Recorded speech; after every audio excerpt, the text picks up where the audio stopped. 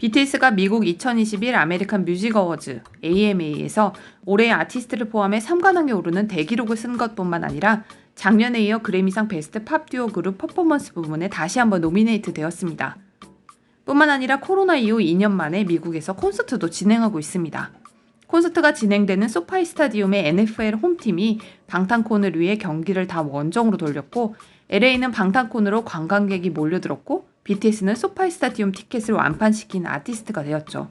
이렇게 미국에서 시상식과 콘서트를 숨가쁘게 오가며 바쁜 일정을 소화하고 있는 BTS. 그런데 최근 국내 아미들로부터 BTS의 패션과 코디에 대한 불만이 섞인 의견들이 제기되고 있는데요. 이런 논란은 지난해부터 지속적으로 팬들로부터 제기됐습니다.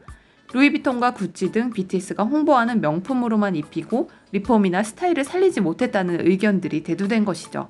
이런 의견들은 꽤나 많은 공감들을 불러일으키고 있습니다. 이번 AMA 시상식에서도 의상이 만족스럽지 못했다는 의견들이 여러 차례 트윗됐는데요. 트위터에 방탄 의상으로 검색을 하면 꽤 많은 양의 코디에 대한 불만이 뜹니다. 이쯤 되면 여론이 형성되었다고 봐도 무방할 정도인데요.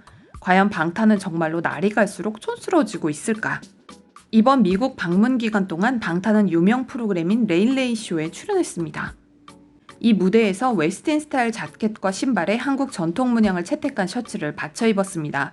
무대는 한국의 기와문을 컨셉으로 벽에는 퍼미션 투 댄스의 이미지를 그래피티처럼 표현했죠. 특히 리더 RM이 입은 상의는 한눈에 봐도 한복을 개량한 듯한 모습이었는데요. 여기에 웨스틴 스타일 구두와 청바지를 매칭해 색다른 패션 스타일을 연출했습니다. 제이홉의 초록색 자카드 상의에도 국화 무늬의 전통 문양이, 지민의 데님에는 한국의 전통 문양인 매듭 무늬가 새겨져 있었죠. 뿐만 아니라 각 멤버들이 자켓 안에 입은 자수가 수놓아진 셔츠도 모두 한국의 전통 무늬. 매어나 난, 국화, 대나무 등의 자수였습니다. 이렇게 전통 문양을 조화롭게 매치한 방탄의 패션은 한옥을 배경으로 한 무대와 너무나 잘 어울렸고 퍼미션 투 댄스의 기본 패션 컨셉인 웨스틴 스타일과도 잘 어울렸습니다. 그러나 이 의상에 대한 일부 아미들의 반응도 역시 패션이 식상하고 통일성이 없다는 반응들이었습니다. 그렇다면 해외 외신들은 방탄이 미국에서 선보이는 패션들에 대해 어떤 반응들일까요? 글로벌 패션 잡지 엘르가 가장 먼저 반응을 쏟아냈습니다.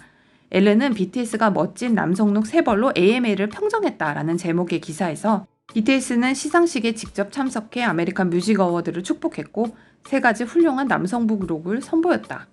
이 K-팝 밴드는 올해의 아티스트상을 처음으로 수상하고 역사를 만들었다. 그들의 의상은 정말 완벽했다. 레드카펫에서는 루이비통의 회색과 검정색 정장을 선택했다. 지민은 재미있는 색을 더하기 위해 분홍색 셔츠를, 제이홉은 파란색을 입고 있었다.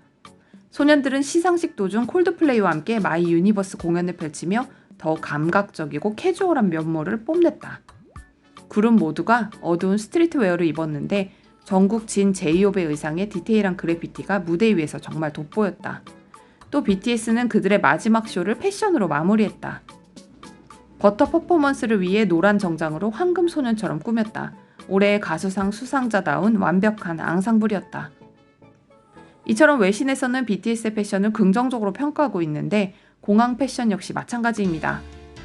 패션 잡지 보그는 이번 미국 출장 때 BTS의 패션에 대해 공항 스타일의 정석이라며 극찬했습니다.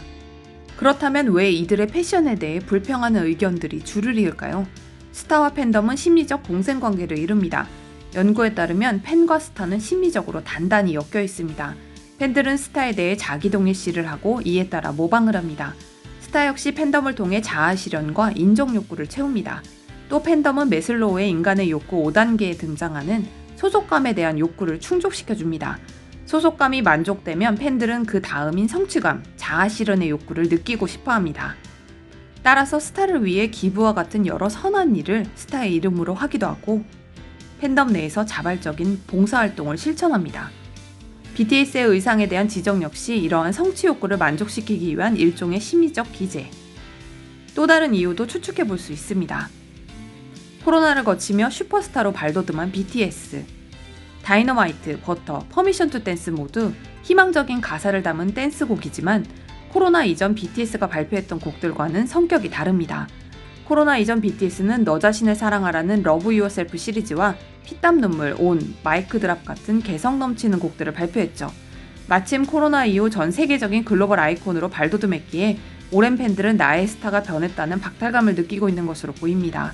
물론 이러한 스타의 변화를 받아들이지 못하고 탈덕하는 경우도 있지만 그보다는 민감하지 않은 주제인 패션에 대해 이야기하는 것이죠.